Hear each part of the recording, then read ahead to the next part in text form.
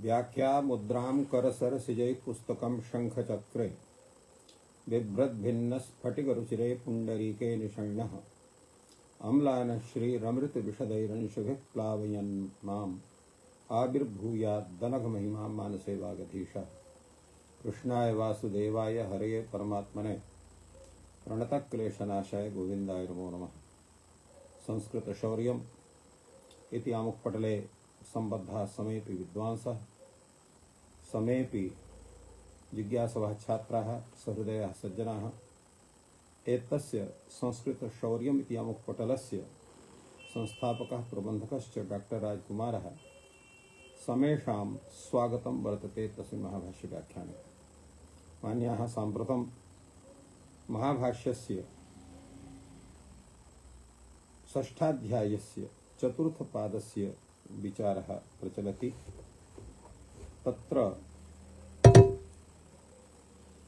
एतस्मिन् समये तावत् नस्तध्यते इति सूत्रं यावत् पूर्वदिने विचारः सञ्जातः। अद्य यस्येति च इति सूत्रविषये विचारः प्रवर्तते। तत्र तावत् काशिका ग्रन्थे यस्येति च इति सूत्रविषये अतीव शोभनतया प्रतिपादितं वर्तते।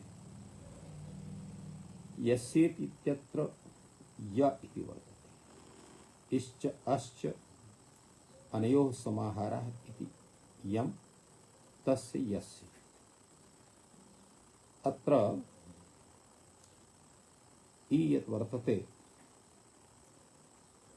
येन विधिस्तदन्त येन अत्र इ इत्यनेन अ इत्यनेन तु केवलं ह्रस्व इकारस्य ह्रस्व अकारस्य ग्रहणम्, अपि तु अत्र इकारः अकारश्च समेषामपि इकाराणाम् अकाराणां तत्र बोधकौ स्तः। फलतः अत्र इवर्णान्तस्य अवर्णान्तस्य च भसंज्ञकस्य लोपः भवति। इकारे परे तद्धिते च परे। एवं रूपेण एतस्य सूत्रस्य अर्थः। इवर्णान्तस्य इति विषये अत्र रूपं वर्तते दाक्षी, प्लाक्षी, सखी इति। एतानि उदाहरणानि। दक्ष शब्दात् अत्र दक्षस्य अपत्या स्त्री इति विग्रहे, एवं प्लक्षस्य अपत्या स्त्री, एवं अत्र सखी शब्दः। एते सर्वेपि शब्दाः तत्र तावत् यदा ङी प्रत्ययः भवति एतेभ्यः दाक्षी इ, प्लाक्षी इ, सखी इ इत्यवस्थायाम् अत्र अनेन सूत्रेण भसंज्ञायां जातायां तत्र दाक्षी घटकस्य इकारस्य, प्लाक्षी घटकस्य इकारस्य, सखी घटकस्य इकारस्य लोपे सति दाक्षी, प्लाक्षी, सखी इत्यादि प्रयोगाः सिद्ध्यन्ति। सवर्णदीर्घत्वे हि सति अतिसखेरागच्छति इत्यत्र एकादेशस्य अन्तवत्वात् सखीति घी संज्ञायाः प्रतिषेधः स्यात्। तात्पर्यम् इत्थं वर्तते, यदा ङी प्रत्ययः क्रियते तदा दाक्षी इ, प्लाक्षी इ, सखी इ इति भवति। अत्र सवर्णदीर्घः क्रियते चेत् तदा दाक्षी, प्लाक्षी, सखी इति प्रयोगः सिद्धाः स्युः। तर्हि किमर्थमत्र इकारलोपस्य अत्र कथनं वर्तते इति कस्यचित् जिज्ञासा भवति। तद्विषये काशिकाकारः वदति, सवर्णदीर्घत्वे हि सति अतिसखी शब्दः यत्र वर्तते, अतिसखेः आगच्छति इत्यत्र एकादेशस्य अन्तवद्भावात् अत्र अतिसखी शब्दात् तत्र ङी प्रत्ययः भवति। तदा अतिसखी इति भवति। अत्र अतिसखी एवं ङी प्रत्ययः, ङी इत्यत्र ईकारः अवशिष्यते। अत्र सवर्णदीर्घश्चेत् क्रियते तर्हि अन्तादिवच्च इति सूत्रेण अन्तवद्भावात् अत्र सखी शब्दत्वम् आश्रित्य शेषो घ्यसखी इति सूत्रेण धी संज्ञा न स्यात्। फलतः अतिसखेः इति रूपं न भवितुमर्हति। अतः धी संज्ञायाः प्रतिषेधः। इवर्णान्तस्य तद्धिते इति कथनात् दुलि दौलेयः बलि बालेयः अत्रि आत्रेयः अत्रापि ढक् प्रत्यय कृते सति भसंज्ञायां जातायां दुलि इत्यस्य बलि इत्यस्य अत्रि इत्यस्य भसंज्ञायां जातायां अनेन सूत्रेण इकारस्य लोपे कृते अत्र दौलेयः बालेयः आत्रेयः इति प्रयोगाः सिद्ध्यन्ति। अवर्णान्तस्य ईकारे अवर्णान्तस्य विद्यते कुमारः तत्र कुमार वयो विशिष्टा स्त्री। अत्र कुमार शब्दात् नीष् प्रत्ययः तत्र ईकारे परे अत्र कुमार घटकस्य अत्र रेफ घटकस्य अकारस्य लोपः भवति अनेन सूत्रेण। एवं गौर शब्दः गौरादिभ्यः इति सूत्रेण अत्र कार्यं वर्तते। अत्रापि र घटकस्य अकारस्य लोपः भवति। एवमेव सारंग शब्दात् ङीन् प्रत्ययः भवति। अत्र ङीन् प्रत्यये परे तत्र ईकारः अवशिष्यते। अत्रापि सारंग ऋकार घटकः अकारस्य लोपानेन सूत्रेण जायते। अवर्णान्तस्य तद्धित विषये दाक्षी शब्दः प्लाक्षी शब्दः चौडी शब्दः बालाकी शब्दः सौमित्री शब्दः। अत्र दक्ष शब्दात् प्लक् शब्दात् चुड शब्दात् बलाक शब्दात् सुमित्र शब्दात् सर्वत्र अत इय सूत्रेण इय प्रत्ययः तद्धित प्रत्ययः तस्मिन् परे अत्र दाक्षी तत्र दक्ष घटकस्य प्लक्ष घटकस्य चुड घटकस्य बलाक घटकस्य सुमित्र घटकस्य अकारस्य लोपे कृते सति अत्र दाक्षी प्लाक्षी चौडी बालाकी सौमित्री इत्यादि एते प्रयोगाः सिद्ध्यन्ति। अग्रे तावत् एकं वार्तिकम् अत्र उपन्यस्तं यस्यत्यङ्गः श्यां प्रतिषेधो वक्तव्यः।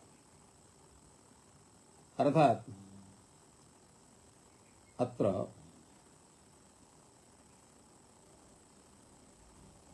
यत्र औ इत्यस्थाने शी इति आदेशः भवति तस्मिन् परे अत्र अवर्णस्य इवर्णस्य लोपस्य प्रतिषेधः भवति। यथा काण्डे कुड्ये काण्ड शब्दात् कुड्य शब्दात् अत्र प्रथमा द्विवचने अथवा द्वितीय द्विवचने औ प्रत्ययः तस्य स्थाने अत्र शी आदेशः भवति नपुंसकलिङ्गे। तदा काण्ड इ कुड्य इ इति भवति। अत्रापि ईकारः परे वर्तते। तत्र ईकारे परे यस्येत्यस्य काण्ड घटकस्य कुड्य घटकस्य अकारस्य लोपे कृते सति काण्डी कुण्डी इति रूपं स्यात् काण्डे कुण्डे इति रूपं स्यात्। अतएव अत्र उच्यते यदा औङ्गः स्थाने यः शी भवति तस्मिन् परे अवर्णस्य इवर्णस्य लोपः न भवति इति समाहितवान् अत्र कात्यायनः। शौर्ये हिंवतः श्रृंगे शौर्ये हिंवतः श्रृंगे अत्र सूर्य शब्दात् सूर्य तिष्यागस्त्य मत्स्यानां य उपधायाः अत्र औङ्गः शी कृते यसेत्येन लोपः प्राप्नोति। लोपकृत सति अत्र तद्धिते परे सौर शब्दात् अत्रापि तत्र लोपः प्राप्नोति सूर्य तिष्यागस्त्य मत्स्यानां य उपधायाः इति सूत्रेण तस्यापि निषेधः भवति शी परे। एवं तस्य कथनम्। एवं इयङ् उवङ्वाभ्यां लोपो भवति विप्रतिषेधेन। इयङ् उवङ्भ्यां लोपः विप्रतिषेधेन अर्थपरत्वात् भवति इत्यादि। यथा वत्सान् प्रीणाति वत्सप्रीः तस्यापत्यं वात्सप्रेयः अत्र अण् प्रत्ययः भवति। अत्र वत्स प्री ढक् इति भवति ए इति आदेशः वत्स प्री ए। अत्र इयङ् इत्यस्य प्राप्तिः वर्तते। एकमेव लेखा भ्रू इत्यत्रापि लेखा तत्र भ्रुवः अपत्यम् अत्र लेखा भ्रेयः इति भवति। अत्रापि ढक् प्रत्ययः अत्रापि ढक् ढै प्रत्ययः क्षम्यतां चतुष्पाद्भ्यो ढै इति सूत्रे ढै प्रत्ययः भवति। अत्र अत्र लेखाभूरितो शुभ्रादित्वात् अत्र ढय प्रत्ययः भवति। अत्र तद्धिते परे अत्र उवङ् इत्यस्य प्राप्तिः भवति, किन्तु इयङ् उवङ् अत्र परत्वात् प्रबाध्य अनेन सूत्रेण अर्थात यस्येति च सूत्रेण तत्र इकारस्य लोपे कृते सति वर्णसम्मेलने वात्सप्रेयः लैखाभ्रेयः इति प्रयोगाः भवन्ति एवं रूपेण अत्र प्रतिपादितः। अत्र भाष्यग्रन्थं वयं पश्यामः। भाष्यकारः एतद्विषये किं वदति? भाष्यकारः उदाहरणविषये एव चिन्तयति पूर्वमेव। इवर्णस्य ईकारे परे किम् उदाहरणं? तदा उच्यते दाक्षि दाक्ष्या दाक्षेयः। हे दाक्षि, तत्र हे दाक्षि दाक्ष्या दाक्षेयः। हे दाक्षि इति यदि लोपः न स्यात् ह्रस्वत्वे कृते सवर्ण दीर्घत्वं प्रसज्येत। अत्र दाक्षी भवति शब्दः। दक्ष शब्दात् अति ई कृते सति दाक्षी इति भवति। अनन्तरं स्त्रीत्वविवक्षायां ङीप् कृते दाक्षी इति भवति। तस्यैव संबोधने अम्बार्थ नद्योः ह्रस्व इति ह्रस्व कृते हे दाक्षी टा विभक्तो दाक्ष्या एवं ढक् प्रत्यय कृते सति दाक्षेयः। हे दाक्षी अत्र इति अर्थात ईकारे परे यदि लोपः न स्यात् परस्य ह्रस्वत्वे कृते, परस्य ह्रस्वत्वे कृते, परस्य अर्थात ङी घटकस्य ईकारस्य ङी इत्यस्य ईकारस्य ह्रस्वत्वे कृते सवर्ण दीर्घस्य प्रसक्ति स्यात् तेन हे दाक्षी इति रूपस्य स्थितिः भवेत्। दाक्षा इत्यत्र यदि लोपः न स्यात् परस्य यणादेशे कृते पूर्वस्य श्रवणं प्रसज्येत। एवमेव दाक्षेयः इत्यत्र लोपः न स्यात् तर्हि लोपे कृते पूर्वस्य इकारस्य श्रवण प्रसंगः स्यात्। तो तथा न भवेत् इति कृत्वा अत्र लोपः आवश्यकः भवति इति प्रतिपादयति। अत्र वयं कैयट ग्रन्थं पश्यामः। तो कैयटः अत्र सम्यक्तया प्रतिपादयति। कैयटः हे दाक्षीति प्रतीकमादाय स्वीयं व्याख्यानं प्रस्तौति। सः कथयति दाक्षी शब्दात् इतो मनुष्य जातेः इति सूत्रेण यदा ङीष् प्रत्ययः भवति तदा तस्य सम्बुद्धौ ह्रस्वत्वे कृते सवर्ण दीर्घत्वे सति सवर्ण दीर्घस्य सवर्ण प्रसंगः स्यात् अर्थात हे दाक्षी इत्येव रूपः स्यात्, न तु हे दाक्षी इति। किन्तु यदा दाक्षी घटकस्य ईकारस्य ङीष् ईकारे परे लोपः क्रियते तदा न कश्चन दोषः, तदा ह्रस्वे कृते हे दाक्षी इत्येव रूपं भवति। एवं तर्हि वारणादांगम बलीयः इति ह्रस्वत्वं मन्यते। पूर्वं ह्रस्वः स्यात्। तो दाक्षि ई आ इत्यवस्थायां शब्दपर विप्रतिषेधात् परस्य यणादेशे, परस्य अर्थात ई घटकस्य यणादेशे सति दाक्षी या इति रूपं स्यात्। फलतः तत्रापि दाक्ष्या इति रूपस्य प्रसक्तिः स्यात्, न तु दाक्ष्या इति रूपस्य प्रसक्तिः स्यात् इत्येव रूपेण अत्र प्रसंगः। एवमेव अत्रापि सवर्ण दीर्घस्य अपूर्व विधित्वात्, सवर्ण दीर्घस्य अपूर्व विधित्वात् अपूर्व विधियुक्तं वर्तते। तत्र कर्तव्ये पर यणादेशस्य नाति स्थानिवत्वम्, अर्थात् पूर्वं सवर्ण दीर्घः स्यात् अनन्तरं स्थानिवत्वं स्यात्। तदा यणादेशेऽपि कर्तव्ये अत्र वर ई इति ईकारस्य प्रश्लेषादि ई विधिं प्रति स्थानिवत्व निषेधः भवति। दाक्षि ई इति इत्यवस्थायां स्त्रीभ्यो ढक् इति यदा ढक् प्रत्ययः क्रियते तदा अत्र परस्य लोपे कृते पूर्वस्य श्रवण प्रसंगः स्यात्। परस्य लोपे कृते अर्थात परस्य ङीष् विषयस्य ईकारस्य लोपे कृते अत्र पूर्वस्य अर्थात दाक्षी घटकस्य ईकारस्य श्रवण प्रसंगः स्यात्। परलोप स्थानित्वात् तद्धित निमित्तस्य लोपस्य अप्रसंगः, तद्धित निमित्तस्य लोपः न भवति। परलोपस्य स्थानिवत्वात् एवं रूपेण अत्र विचारः कैयटेनापि विहितः। भाष्यकारः कथयति यानि एतानि प्रयोजनानि यत्र दत्तानि सन्ति तानि न समीचीनानि वर्तन्ते। क्षम्यताम्। नैतानि सन्ति प्रयोजनानि सवर्ण दीर्घत्वेनापि एतानि सिद्धानि, अर्थात् सवर्ण दीर्घे कृतेपि भवितुम् अर्हति, अतः एतस्य आवश्यकता नास्ति।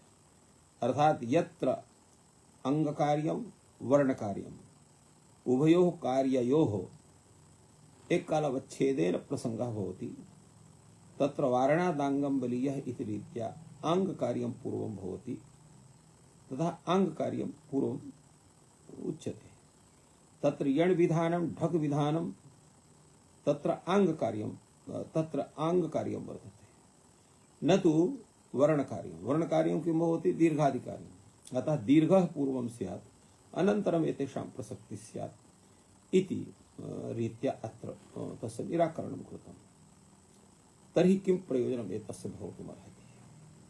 तदा उच्यते इदं तर्हि अतिसखेरागच्छति अतिसखेः स्वम् इति स्वरूपं वर्तते। अत्र यदि लोपः न स्यात् यस्य इति चेत् सूत्रेण उपसर्जन ह्रस्वत्वे कृते असखि इति प्रतिषेधः प्रसज्येत।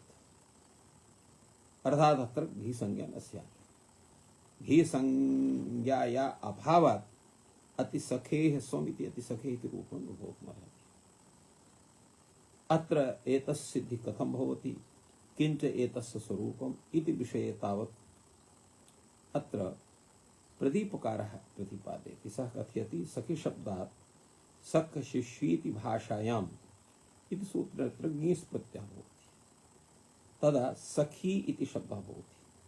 सखीम् अतिक्रान्तः एवं रूपेण यदा प्रादिसमासः क्रियते तदा प्रादिसमासे कृते प्रातिपदिकग्रहणे लिंग विशिष्टस्यापि ग्रहणम् इति परिभाषायाः अनित्यत्वात् अत्र टचि कृते असति टचि अर्थात् टचि न भवति। तदा गोस्तिरूपसनस्य सूत्रेण अत्र ह्रस्वः स्यात्।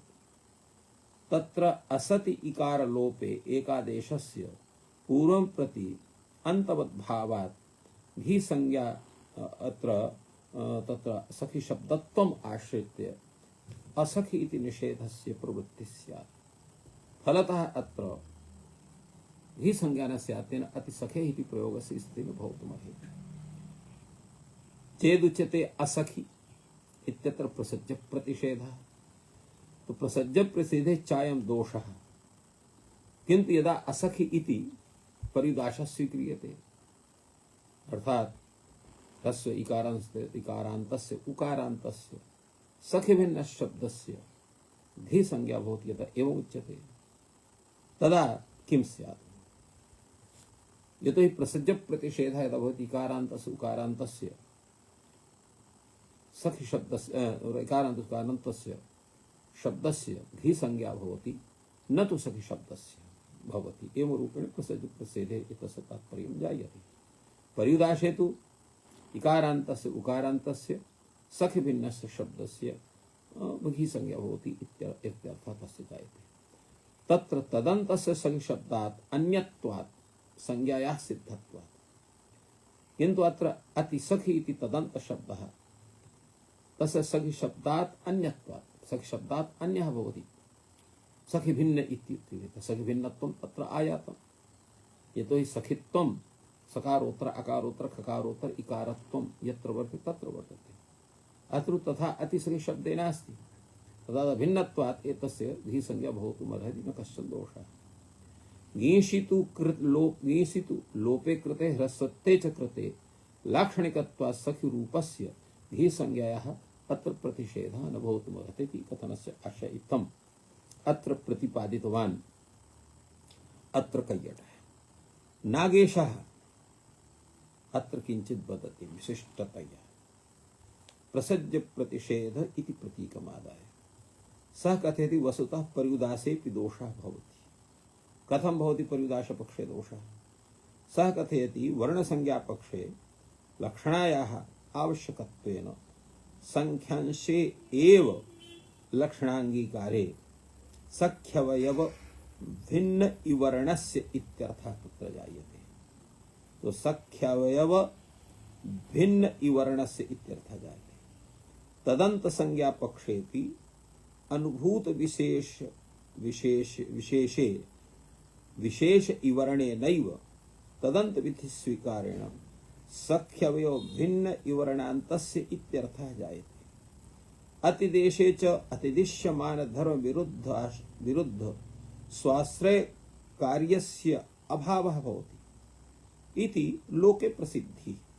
तत्र लोक प्रसिद्धतया न स्वाश्रय सख्यवयो भिन्नत्वम् आदाय अत्र दोषः अत्र स्वाश्रय सख्यव भिन्नत्वम् आदाय अत्र दोषः इति न वक्तुं शक्यते। पर्युदासे प्रतिषेधस्यापि गिममानतया पूर्वान्तवत्वेन सख शब्दत्वे समुदाय आगतः तर्हि तत्र समुदाय आगते इवर्णे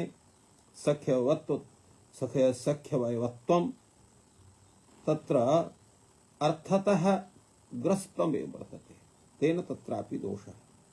किंच यदा इत्थमुच्यते यत्र प्रसज्य प्रतिषेधे दोषः तत्र दोषः न भवति तर्हि प्रसज्य प्रतिषेधेऽपि दोषः न भवितुमर्हति। कथमिति?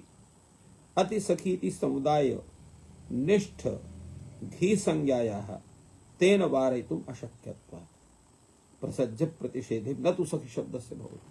तो सखी शब्द भिन्नत्वम् अतिसखी शब्दे अस्त्येव। फलतः अतिसखीति समुदाय निष्ठा या घी संज्ञा तस्याः संज्ञायाः वारणं न कर्तुं शक्यते। कथमिति?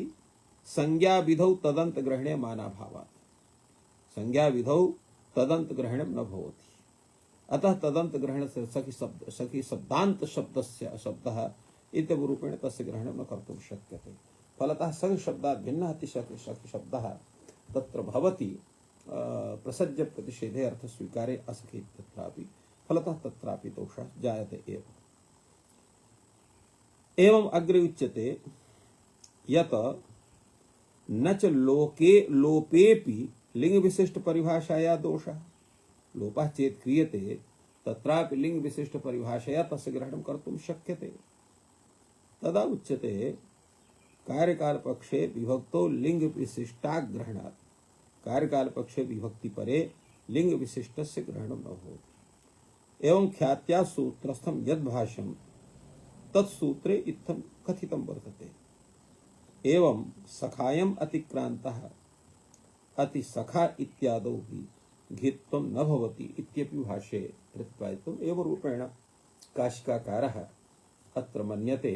क्षमतां नागेशः उद्योतकारः मन्यते यत् यादृशः दोषः प्रसज्य प्रतिषेधे वर्तते तादृशः दोषः परिदासेऽपि वर्तते चेत् प्रसज्य प्रतिषेधे दोषः न भवति तर्हि परिदास पक्षेऽपि दोषः कथञ्चित् भवितुमर्हति एवं रूपेण अत्र प्रतिपादितम्।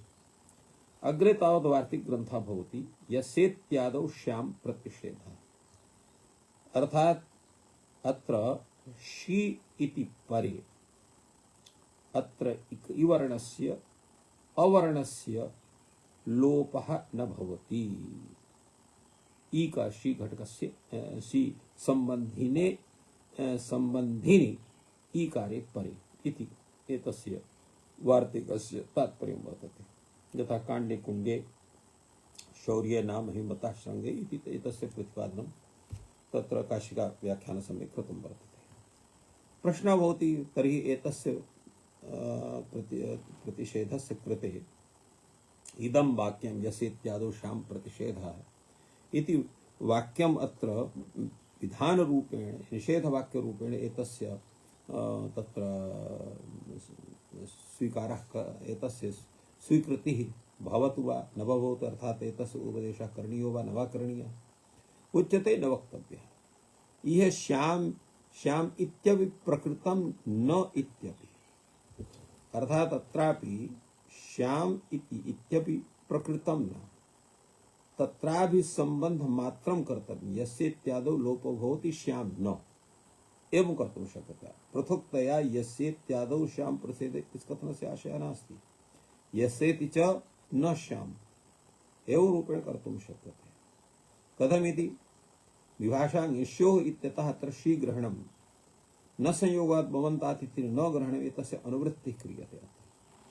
तेन सूत्रं तु यस्येति चेति भवति, किन्तु विभाषां यस्यो इत्यत्र शी इत्यस्य अनुवृत्तिं विधाय अथ च न संयोगात् भवन्तात् इत्यस्मात् न इत्यस्य अनुवृत्तिं विधाय अर्थः एवं कर्तुं शक्यते। ईकारे तद्धिते च परे इवर्णस्य इवर्णान्तस्य उवर्णान्तस्य लोपः भवति न तु श्याम। तो एवं रूपेण अत्र करणे तत्र अनुवृत्तौ सत्यां कार्ये सिद्धे पृथक्तया यस्य इत्यादुषां प्रतिषेधे वाक्यं न करणीयम् इत्यर्थः। एवमेव अग्रे कथनं वर्तते इयं उङ्भ्यां लोपो विप्रतिषेधेन, अर्थात इयं उङ्भ्यां इति प्राप्तं स्वरूपं प्रबाध्य परत्वात् अत्र लोपः भवति यस्येति चेति सूत्रेण। इयं उङ्भ्यां लोपो भवति विप्रतिषेधेन, अर्थात कथं विप्रतिषेधः, यतो हि अन्यत्र लब्धावकाशो एकस्मिन् युगपत्वृत्तिः तुल्यबल विरोधः उच्यते। अतः अत्र कथं तुल्यबल विरोधः विप्रतिषेधः भवति, तदा उच्यते इयं ओः तत्र संप्राप्तिः भवति श्रियौ श्रियः भूरौ भूरः क्षमता भ्रुवौ भ्रुवः इत्यत्र इयं इङ इत्यस्य उवङ् इत्यस्य संप्राप्तिः भवति। लोपस्य अवकाशः अत्र कामण्डलेयः भद्रबाह्यः इत्यत्र वर्तते। अत्र वात्सप्रेयः लैखाभ्रेयः अत्र उभयोः प्राप्तिः भवति, अर्थात यस्येति सूत्रस्य प्राप्तिः वर्तते, इयं उमवोः अपि प्राप्तिः वर्तते। वात्सप्रेयः इत्यत्र इयं इत्यस्य प्राप्तिः वर्तते, लैखाभ्रेयः इत्यत्र उवङ् इत्यस्य प्राप्तिः भवति। फलतः अत्र परत्वात् यस्येति सूत्रेण लोपः प्रवर्तते, न तु इयं उमौ अनयोः प्रवृत्तिः अत्र जायते। इत्थमत्र भाष्यकारः कथितवान्। एवं गुणवृद्धि च इयं उङ्भ्यां भवतः विप्रतिषेधेन, यत्र गुणः प्राप्तिः वर्तते वृद्धेः प्राप्तिः वर्तते तत्र इयं उमवोः अपि प्राप्तिः वर्तते, तत्रापि इयं इति प्रबाध्य अत्र परत्वात् गुणवृद्धि भवतः। कुत्र एतादृशी स्थितिः वर्तते, तत्र तावत् उदाहरणं प्रस्तौति भाष्यकारः। सः कथयति चेता गौः। अत्र चेता इत्यत्र किं भवति, अत्र गुणः भवति। तो अत्र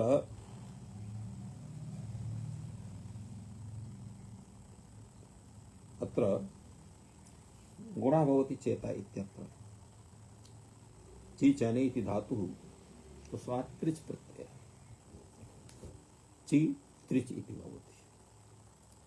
त्रिच् इति तद्धित् प्रत्ययः। तस्मिन् परे त्रिच् इत्यस्य आर्धातु संज्ञायां जातायाम् अत्र सार्धातुकारधातुकः इति सूत्रेण गुणे सति चेत्री इति भवति।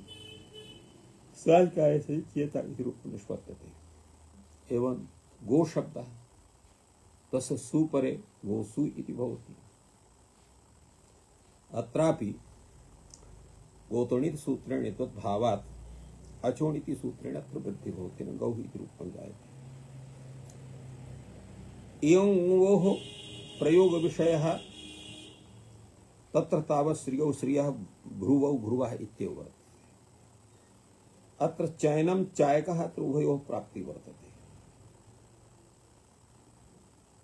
ची अन ची धातोः अत्र ल्युट् प्रत्ययः ल्युट् तत्र युत् स्थाने अन इति आदेशः, तेन ची अयन् अत्र गुणः प्राप्तिः अपि वर्तते, इयङः प्राप्तिः अपि वर्तते। एवं वे ची एव धातुः तस्मात् ढवुल् प्रत्ययः। तो अत्र ढवुल् प्रत्यय कृते सत्रा वृद्धेरपि प्राप्तिः वर्तते, एवं इयङः प्राप्तिः वर्तते। एवं लवनं लाभकः, लवनम् इत्यत्र लुङि छेदने धातुः, तत्रापि ल्युट् प्रत्ययः लाभकात्र लुङ् धातोरेव ढौल् प्रत्ययः एकत्र गुणस्य प्राप्ति एकत्र वृद्धे प्राप्ति एवं उवङ्गः प्राप्ति उभयत्र वर्तते तत्र किं स्यात् तो अत्रापि गुणः एव भवति वृद्धिरेव भवति एवं न भवतः इति समाहितवान् भाष्यकारः इह उभयं प्राप्नोति चयनं चायकः लवनं लावकः गुणवृद्धि भवतः विप्रतिषेधेन इत्थं प्रतिपाद्यते।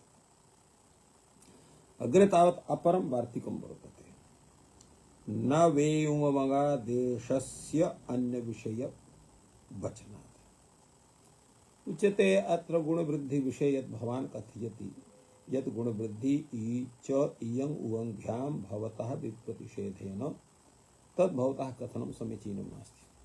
कथमिति नवा अर्थाभिप्रश्यते अर्थात् अत्र विप्रतिषेधेन बाधनं तत्र तर्कसङ्गतं नास्ति इत्यर्थः तस्य प्रयोजनमेव नास्ति। प्रश्नः भवति किं कारणं न भवति प्रयोजनम् उच्यते युगादेशस्य अन्यविषयवचनात् इयं युगादेशस्य अन्यविषये कथनं वर्तते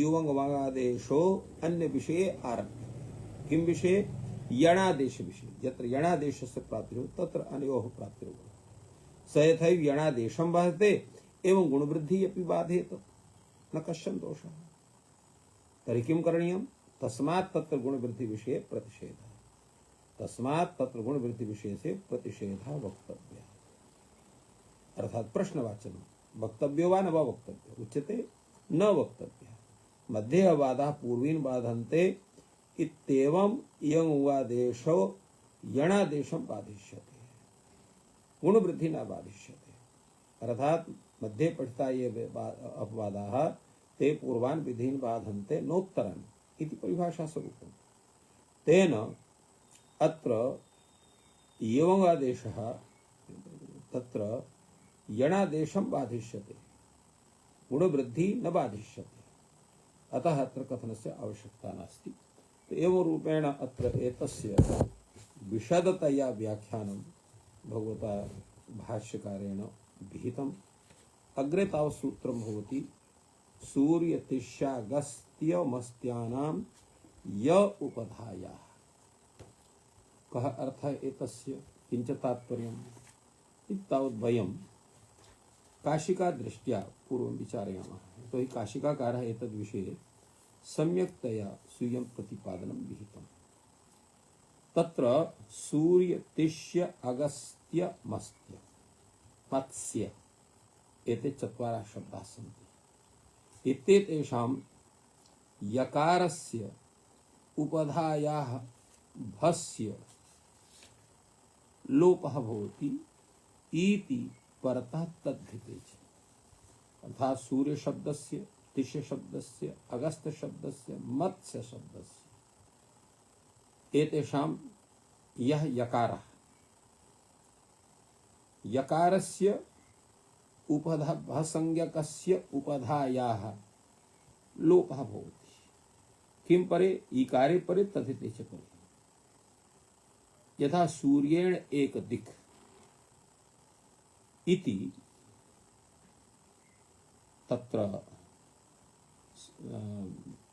विग्रहे सूर्य शब्दात् अत्र ङीप् प्रत्ययः भवति सूर्य ङीप् इति भवति अत्र अनेन सूत्रेण अत्र यकारस्य अथ च तत्र यकार घटकस्य अकारस्य लोपः भवति तेन सूर इति भवति वृद्धौ सत्यां सौरि इति भवति अत्र एवमेव अणियो यस्य लोपः तस्य असिद्धत्वं नास्ति व्याश्रयत्वात् यतो हि अत्र अण् प्रत्ययः भवति अणन्तत्वात् तत्र ङीप् भवति अत्र तद्धिते परे एतस्य लोपः जायते तेन सौरि इति रूपं भवति अणियो यस्य इति लोपः अर्थात् अण् परे यत्र यकारस्य लोपः संघातस्य भवति तस्य असिद्धत्वं न भवति कथं न भवति व्याश्रयत्वात् अर्थात् भिन्न निमित्तकत्वात्। ईकारे तु यह तस्य असिद्धत्वात् उपधाया उपधा यकारो भस्य अनन्तस्य सूर्यस्य सम्बन्धी इति लुप्यते। ईकारे तु यदा ईकारः भवति, ईकारे तु यः तस्य असिद्धत्वात् उपधा यकारः, अत्र उदाभूता यः यकारः यकारमात्रं भसंज्ञकः अनन्तस्य सूर्यस्य सम्बन्धी इति लुप्यते, तेन सौरी इति रूपं जायते। तिष्य तैषम् अह, तिष्य इति शब्दात् अत्रापि तथैव वर्तते। अण् प्रत्ययः, अण् प्रत्यय कृते सति अत्र यकारस्य लोपः, अथ च अकारस्य पूर्वसूत्रेण लोपः। तिष अ इति भवति, अत्र आदिवृद्धौ सत्यं तैषम् इति रूपं जायते। तैषम् अह, तैषी रात्रि। अगस्त्यापत्यम स्त्री, अगस्तस्य अपत्यम स्त्री इति विग्रहे ऋषित्वात् अणिकृते अगस्त्य आ इति भवति। अत्रापि यकारस्य लोपः, अकारस्य यस्य इति लोपः। आदिवृद्धौ स्थितम् आगस्त आ इति भवति। आगस्तो ङीपिषति आगस्ति, ढक् तत्र छ प्रत्यय कृते सति आगस्तीय। मत्स्य इत्यत्र गौरादित्वात् ङीत् प्रत्ययः भवति, तत्रापि यकारस्य लोपे अकारस्य लोपे कृते मत्स्य इति रूपं जायते। उपधाया इति किम्? उपधा भूतस्य यकारस्य लोपः भवति, कथनस्य कः आशयः? मत्स्यचरी अत्र न भवति। य अत्र प्रश्नः भवति सूत्रे सूर्यतिष्य अगस्त मत्स्यानां य उपधा इति य ग्रहणस्य का आवश्यकता? तदा उच्यते य ग्रहणम् उत्तरार्थम्, उत्तरसूत्रे अनुवृत्त्यर्थं य ग्रहणम् अत्र कृतं विद्यते। यतोहि तत्र हलस्तद्धितस्य इति उत्तरसूत्रं वर्तते। तत्र हलः उत्तरस्य तद्धित घटकस्य यकारस्य उपधायाः ईकारे परे लोपः भवति इति अग्रे कथयिष्यते।